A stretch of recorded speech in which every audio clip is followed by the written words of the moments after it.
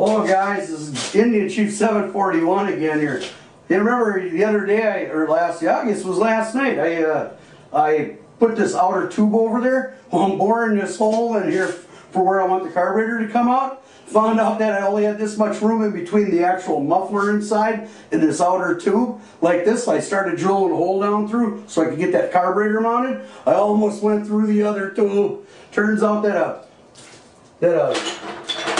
a bit has got too much angle on it. I come close to screwing this whole thing up. So I thought I'd bring it downstairs and put it on my mill. Well, we'll bore it out real quick.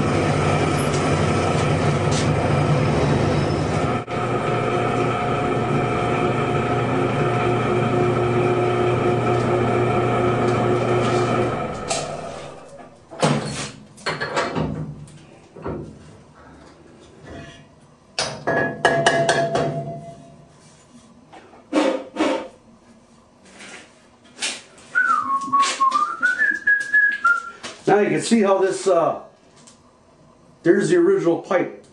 Carburetor's going to go here. Fuel's going to come all the way down. Little chamber in the end here. It's going to come all the way back down through and then back up into the motor. Should work well.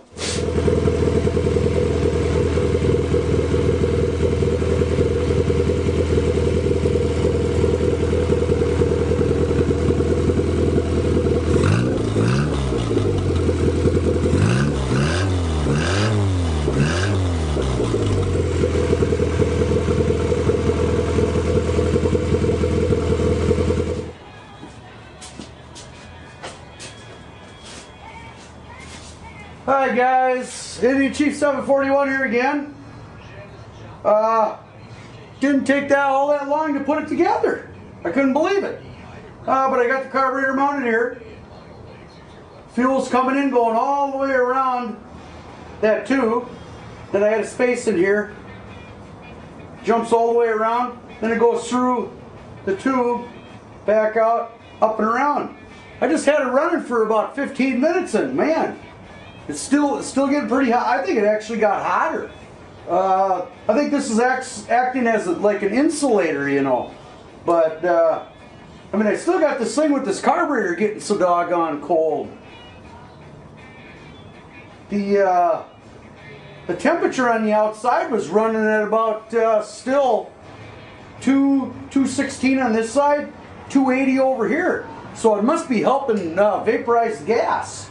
But I mean, I've noticed that I had to give 1.5 turns on this jet here to make it idle better. I mean, that's got it. I mean, after it warmed up, I mean that kind of tells me that it must be working.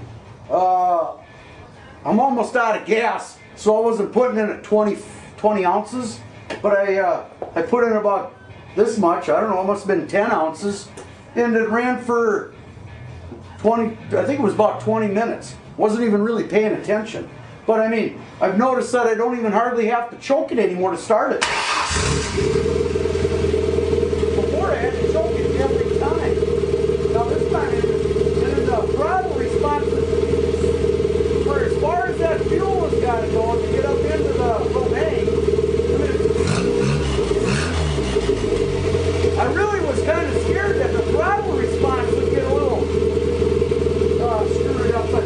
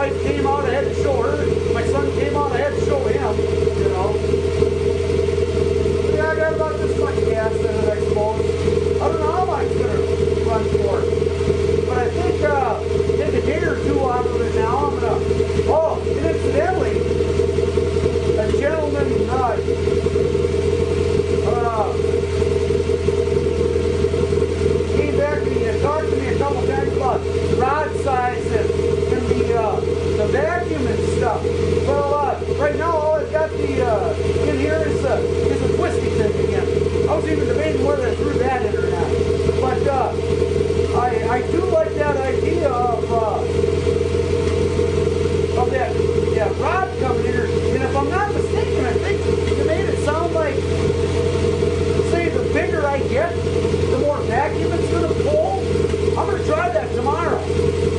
So all I have to do is unscrew this, and I can swap things in and out real easy now. Probably take 3-4 minutes. But, I mean, yeah, I'm going to try that thing where keep getting that rod in there. But like I say, keep in mind that I know it's split off, you know, but I got to try to make this fit in the car too.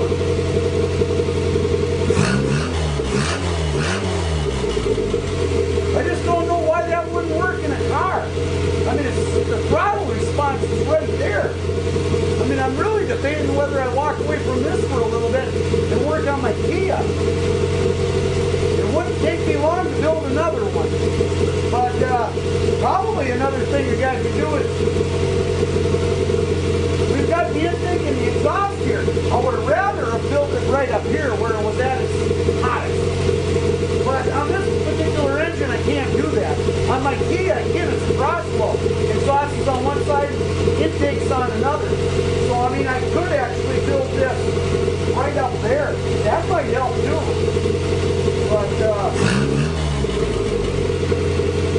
wow! And it still feels like there's as much gas in the thing.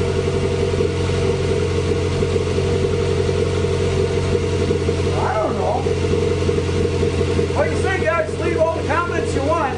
I need all the ideas I can get. And really like to get this thing cooking this winter.